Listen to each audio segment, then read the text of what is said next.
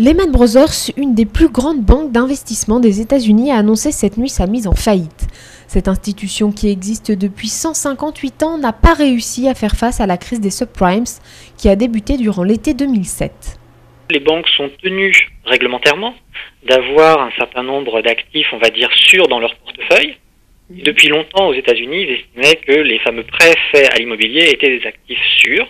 Et avec la baisse de l'immobilier, ces actifs, en fait, deviennent tout à coup, entre guillemets, c'est le terme, pourris. Et donc, ces actifs, forcément, ne sont plus là pour solidifier la banque, en quelque sorte. Elle a besoin d'argent frais, et qui soit, lui, sûr. Et après avoir cherché longtemps au sein des États-Unis et à l'extérieur de l'argent frais, elle n'en a pas trouvé, ce qui fait qu'aujourd'hui, tout simplement, elle se place sous la loi des faillites américaines. Avec 613 milliards de dettes et un titre qui ne vaut plus que 3,5 $, la banque n'a pas vu de miracle arriver. Même la banque britannique Barclays a retiré son plan de sauvetage au dernier moment.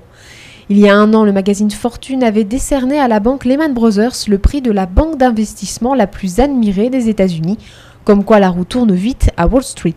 Cette faillite représenterait l'une des plus importantes dans l'histoire des États-Unis et elle risque de fortement perturber les marchés à l'échelle mondiale. Les premières conséquences, ça va être une véritable défiance, une véritable peur pour les banques entre elles, c'est-à-dire avoir peur de son voisin et ne plus oser lui prêter d'argent, puisque les banques se prêtent de l'argent entre elles. Donc, si on a une qui fait faillite, le problème c'est est-ce qu'il n'y en a pas d'autres derrière qui vont suivre. Et de fait, les banques essaient forcément de réduire leur activité. Donc une grosse conséquence, ça va être au niveau de ce que nous on appelle l'octroi de crédit, c'est-à-dire est-ce que les banques vont continuer à faire facilement des crédits, que ce soit aux entreprises ou aux particuliers, pour quelque raison que ce soit, consommation, immobilier. Une conséquence directe, ça va être forcément que non, elles en feront moins, donc les gens n'auront plus les prêts aussi facilement. Dès 9 h ce matin, la bourse de Paris a d'ailleurs chuté à l'annonce de la nouvelle.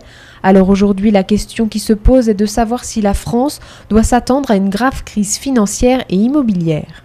On peut dire qu'en immobilier, si on va avoir sans doute un petit retournement, ça c'est assez certain, c'est-à-dire une baisse de l'immobilier, on n'aura sans doute pas un effondrement, puisqu'aux États-Unis, on parle d'une perte d'un tiers de la valeur des biens immobiliers.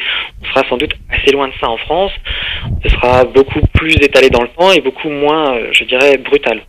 Une chose est sûre, les États-Unis sont loin d'être sortis de cette crise. C'est pour cela que 10 banques américaines et européennes ont annoncé qu'elles allaient créer un fonds de soutien d'urgence de 50 milliards de dollars pour les banques qui rencontreraient des difficultés financières. Mais l'avenir paraît quand même sombre.